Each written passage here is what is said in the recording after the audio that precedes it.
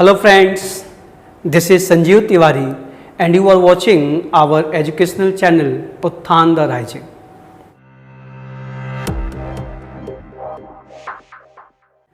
दोस्तों, relative pronoun की चर्चा से पहले हम लोग आर्टिकल्स के प्रयोगों की चर्चा कर रहे थे। बीच में अचानक कुछ बच्चों ने मांग की कि सर पढ़ा दीजिए रिलेटिव प्रोनाउन, तो मैं उसको रोक करके रिलेटिव प्रोनाउन शुरू कर दिया था। तो फिर हम आपको वापस ले जाना चाहते हैं उसी आर्टिकल की श्रृंखला की ओर। तो पहली चीज़ तो ये है कि जो पुराने साथी हैं वो तो समझ रहे हैं कि कहानी कहाँ रुकी थी, लेकिन जो नए साथी हैं जो इसी सेशन से जुड़ रहे हैं हमसे, उनसे एक रिक्वेस्ट करूँगा कि आप प्लेलिस्ट में जाएं और वहाँ पर जाकर देखें आर्टिकल्स की वीडियोस पड़ी होंगी, आप उनको ज़रा देख लें ताकि आप अच्छे से हमसे जुड़ पाएँ और आगे की बातों को समझ पाएँ। जहाँ तक मुझे याद आ रहा है तो हम लोगों ने काउंटेबल और अनकाउंटेबल नाउन की चर्चा कर ली थी। ये बात आई थी कि नाउन्स काउंटेबल और अनकाउंटेबल में प्रयोग किए जाते हैं, तो कैसे प्रयोग के आधार पर कभी वो काउंटेबल हो सकते हैं, कभी अनकाउंटेबल हो सकते हैं। तो ये सारी चीज़ें मैंने अच्छे से आपको समझाई थी। आप ज़रा अगर भूल गए हों तो पिछले सेशंस को देख के तैयार होकर तब इस सेशन को देखिएगा तो फ़ायदा होगा। अब अभी भी आर्टिकल्स के प्रयोगों की ओर जाने से पहले हम लोगों को कुछ बातें समझनी है। आज मैं आपको बहुत ही इंटरेस्टिंग बातें बताने जा रहा हूँ। आप जब नाउन्स के साथ आर्टिकल्स का प्रयोग करते हैं तो आर्टिकल के प्रयोग से वह नाउन कभी जनरल सेंस देता है जिसको जेनरिक कहा जाता है, और कभी स्पेशल सेंस देता है जिसको स्पेसिफिक कहा जाता है। तो आज का जो टॉपिक है वो है generic and specific use of articles. तो इस पर ध्यान दीजिएगा, generic and specific use of articles. Articles के जेनरिक यूज और स्पेसिफिक यूज। अब सवाल है कि ये है क्या, और बहुत ध्यान से समझिएगा दोस्त, क्योंकि ये बात आप समझ गए तो फिर ये बहुत आसान हो जाएगा कि क्यों कहीं पर ए एन लगता है, द लगता है और क्यों नहीं लगता है। वो नाउन है, सिंगुलर होगा, वो प्लूरल होगा, वो काउंटेबल होगा। कभी कभी काउंटेबल के साथ भी आर्टिकल्स का प्रयोग नहीं किया जाता, तो क्यों नहीं किया जाता, इसका जवाब आपको मिलने वाला है। अब देखिए जरा, एक चीज ध्यान रखिए कि अगर नाउन सिंगुलर और काउंटेबल है, जरा ध्यान दीजिएगा, सिंगुलर एंड काउंटेबल नाउन। अगर कोई नाउन सिंगुलर है और काउंटेबल है तो उसके साथ आर्टिकल का प्रयोग मस्ट है। आई रिपीट, अगर नाउन सिंगुलर है और काउंटेबल है तो आप उसके साथ ए अथवा एन, जो भी वहाँ पे आवश्यक होगा, या द का प्रयोग जरूर करेंगे, जरूर करेंगे। आप कहेंगे अ टीचर अथवा द टीचर। आप यहाँ पर केवल टीचर अगर लिखते हैं, किसी सेंटेंस में आप केवल टीचर का प्रयोग करते हैं, तो ये दोनों करेक्ट हैं और ये इनकरेक्ट है। आप बिना आर्टिकल के या तो यहाँ पर कोई आप और डिटर्मिनर लेकर आएँ। जब नाउन सिंगुलर और काउंटेबल होता है तो उसके साथ डिटर्मिनर्स चाहिए होता है, वो अकेला नहीं आता। अब आपने ये जो लिखा और टीचर अथवा द टीचर, तो इसके लगने से ये जो नाउन है ये या तो जेनरिक सेंस देता है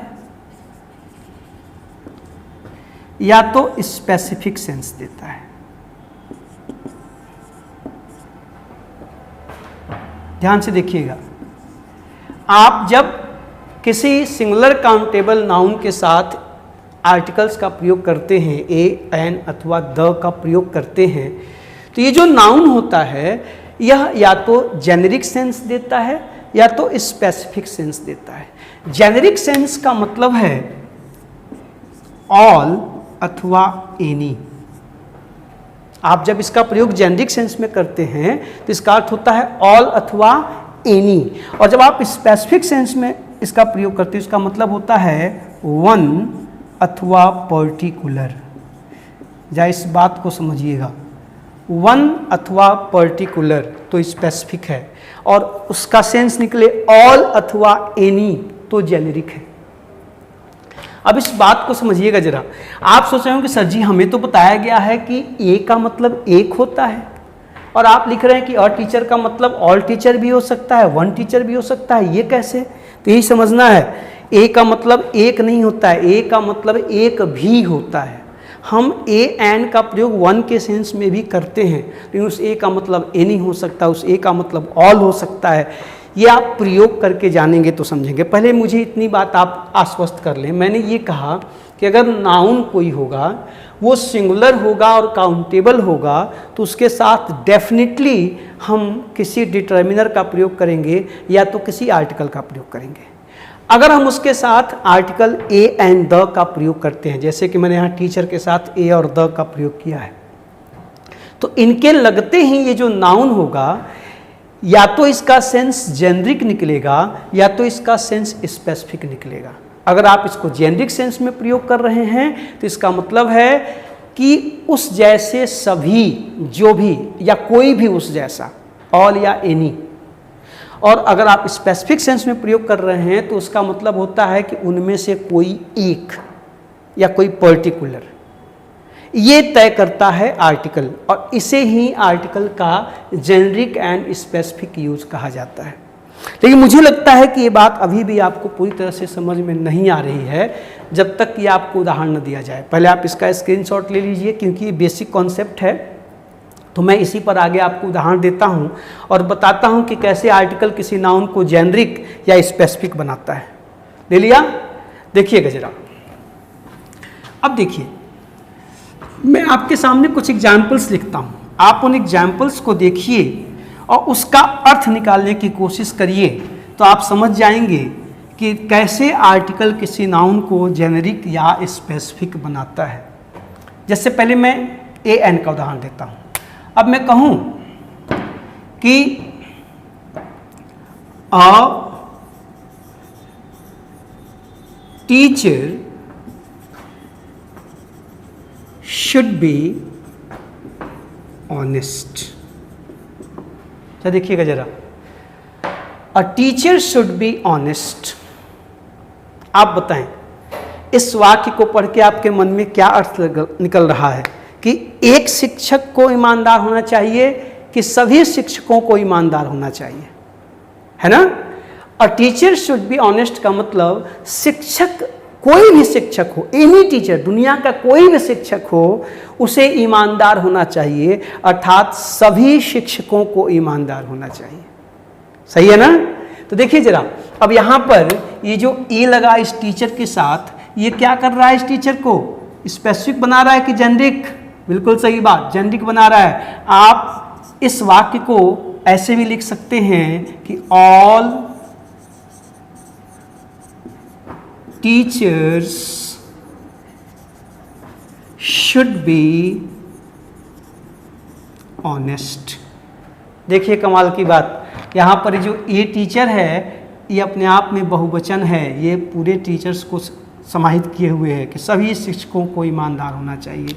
इसलिए यहाँ पर ये जो ए लगा है टीचर के साथ, ये कैसा सेंस दे रहा है साहब? जेनेरिक सेंस दे रहा है। देखिए ये जेनेरिक है। लेकिन अगर मैं लिखूं, अब ज़रा ध्यान से दीजिएगा, अगर मैं लिखूं कि we need a teacher to teach her, अब देखें तो we need a teacher to teach her. देखिए यहाँ भी ए टीचर था, यहाँ भी अ टीचर है। अब बताइए, हमें दुनिया के सभी शिक्षकों की आवश्यकता है कि उसे पढ़ाने के लिए किसी एक शिक्षक की आवश्यकता है? एक की ना, इसलिए यहाँ पे अ टीचर मतलब किसी एक पर्टिकुलर टीचर की बात हो रही है। तो यहाँ पर ये कैसा यूज है? स्पेसिफिक यूज है। तो जरा इस बात को आप ध्यान से समझिएगा ये बहुत इंपॉर्टेंट है। हम जब किसी सिंगुलर काउंटेबल नाउन के साथ ए एन अथवा द का प्रयोग करते हैं तो उससे किसी एक का भी बोध हो सकता है और उस जैसे तमाम जितने हैं सभी का बोध हो सकता है। तो जब वो सब का सेंस देगा तो उसे हम जेनरिक सेंस कहेंगे, और जब किसी एक का बोध कराएगा तो उसे हम स्पेसिफिक कहेंगे। अच्छा, ध्यान ये देना है कि हम ए एन की जगह ऐसी बात द से भी लिख सकते हैं। आप जरा द वाले एग्जाम्पल को भी देखिए। मैं आशा करता हूँ ये बात आपको समझ में आ गई होगी कि जेनरिक और स्पेसिफिक, वही शब्द देखिए यहाँ पे ऑल का सेंस दे रहा है, वही शब्द यहाँ पे एक का सेंस दे रहा है, इसलिए ये जेनरिक है और ये स्पेसिफिक है। आप और सेंटेंसेस लिख के जितना प्रैक्टिस करेंगे और सेंटेंसेस को जितना समझेंगे, उसका अर्थ निकालेंगे, उतना ही जल्दी से ये बात आपको समझ में आएगी। अब देखिए जरा, फिर मैं लिख रहा हूँ, मैं कहूँ कि the horse is a faithful animal. The horse is a faithful animal. घोड़ा स्वामी भक्त प्राणी होता है। कोई एक कि सभी? बोलें, यहाँ पर द हॉर्स से किसी एक घोड़े का बोध हो रहा है कि सभी घोड़ों का? सभी घोड़ों का। दुनिया में जितने भी घोड़े हैं सब क्या होते हैं? स्वामी भक्त होते हैं। देखिए यहाँ पर, अब यहाँ पर इस द हॉर्स की जगह आप लिख सकते हैं ऑल हॉर्सेस, या हॉर्सेस केवल कर लीजिए। आप ऑल की जरूरत ही नहीं है, आप सीधे कर दीजिए। वहाँ आप सीधे लिख सकते हैं कि हॉर्सेस आर। देखिए जैसे ही पोल्डल हुआ ए हट जाएगा। Faithful animals, horses are faithful animals. आप इसकी जगह सीधे प्लूरल में लिख सकते हैं। यहाँ पर ये कैसा यूज है? जेनेरिक है, ये जेनेरिक है, ठीक है। अब फिर मैं कहूँ कि द हॉर्स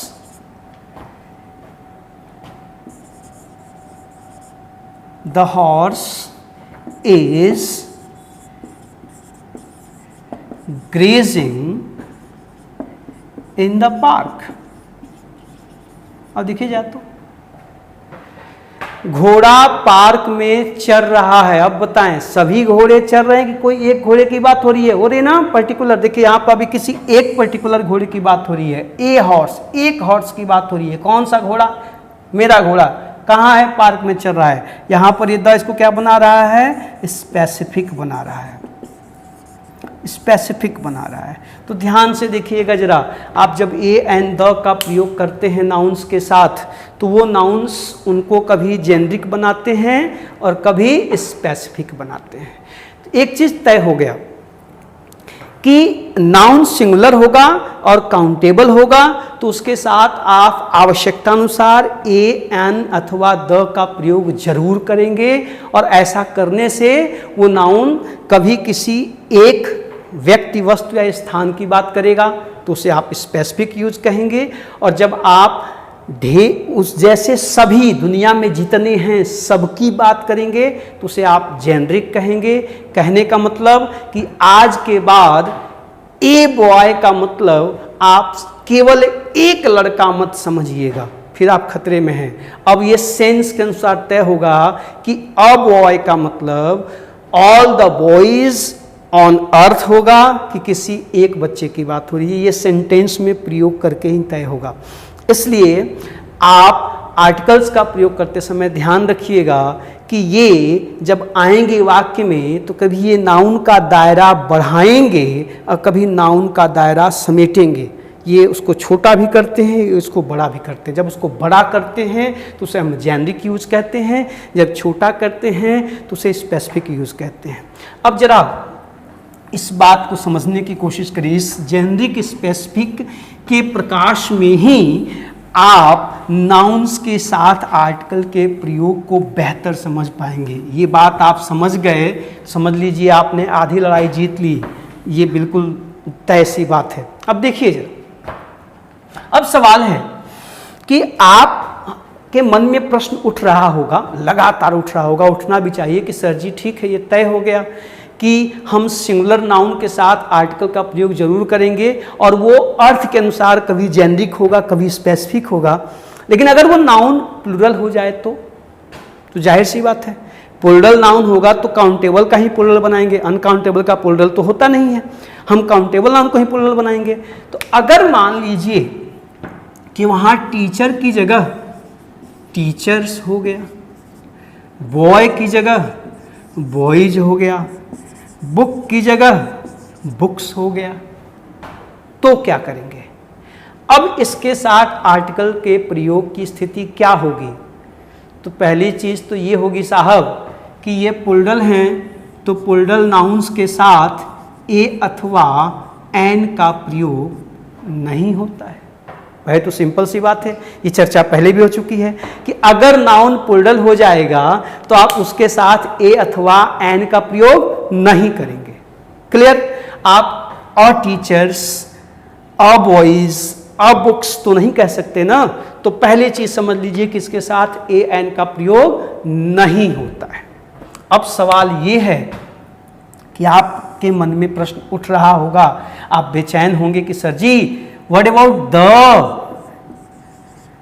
द के बारे में क्या ख्याल है? हम बॉयज के साथ, टीचर्स के साथ, बुक्स के साथ द का प्रयोग करें कि ना करें, ये कैसे तय होगा? तो साहब अब यहीं पर अभी आपने जो जेनरिक और स्पेसिफिक का प्रयोग पढ़ा वो उपयोगी हो गया।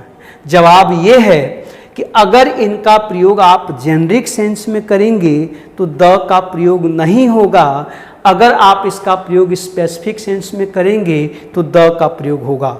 आई रिपीट, मैं फिर से दोहरा रहा हूँ कि आप जब प्लूरल नाउन्स का प्रयोग करेंगे तो एक चीज़ की छुट्टी किसकी? ए और एन की, ये तो कभी नहीं आएंगे। अब सवाल उठता है कि इन प्लूरल नाउन्स के साथ द का प्रयोग किया जाए कि ना किया जाए। तो जवाब ये है कि अगर इनका प्रयोग आप जेनरिक सेंस में करेंगे तो द का प्रयोग नहीं होगा और स्पेसिफिक सेंस में करेंगे तो द का प्रयोग होगा। आप अब कहेंगे कि सर जी कैसे पहचानेंगे जेनरिक और स्पेसिफिक? तो देखिएगा जरा, आप जब भी किसी प्लूरल नाउन को लिखेंगे तो उस प्लूरल नाउन के दो अर्थ हो सकते हैं। कोई भी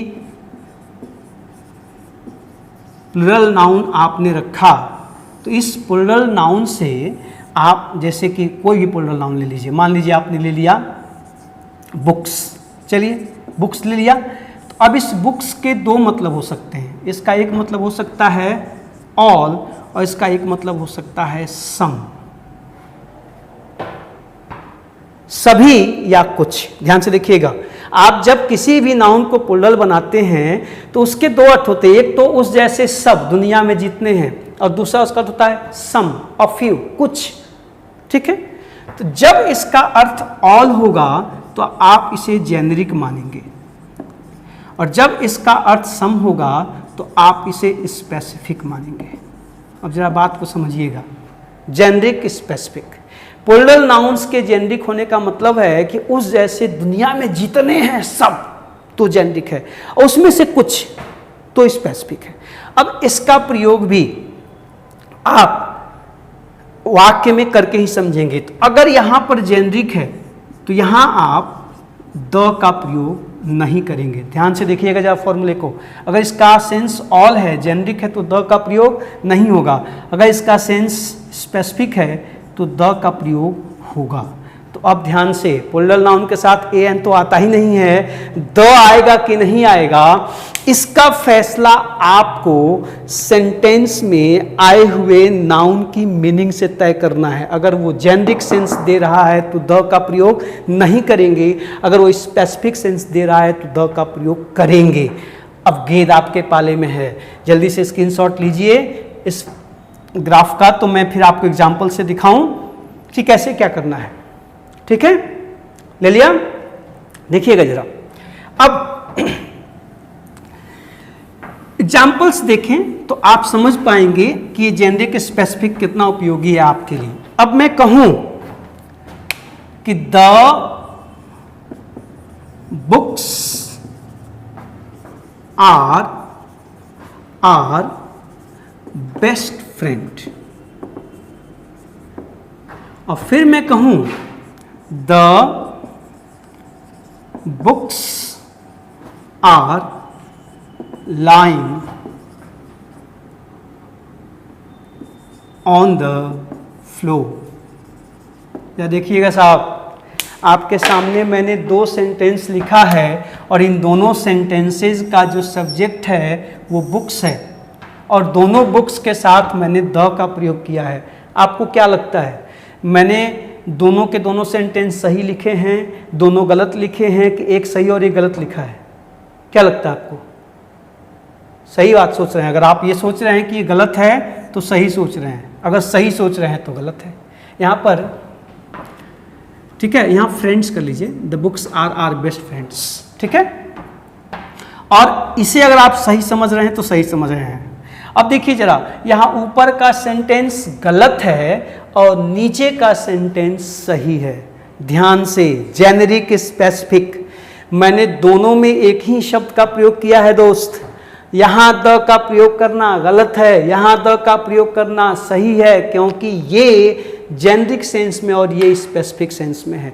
the books are best friends, किताबें हमारी अच्छी दोस्त होती हैं। तो कोई एक या दो या दुनिया में जितनी है सब ना जेनेरिक सेंस है, इसलिए यहाँ पर द का प्रयोग नहीं होगा। क्या होगा करेक्ट सेंटेंस?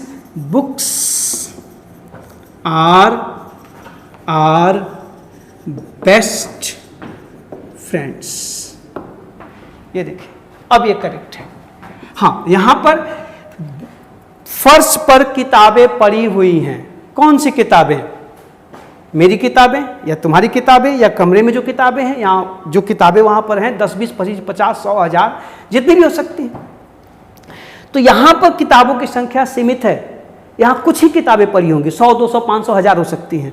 लेकिन यहाँ किताबों का मतलब है कि आज तक दुनिया में जितनी किताबें छपी या छपने वाली हैं वो सब की सब हमारी अच्छी दोस्त होती हैं।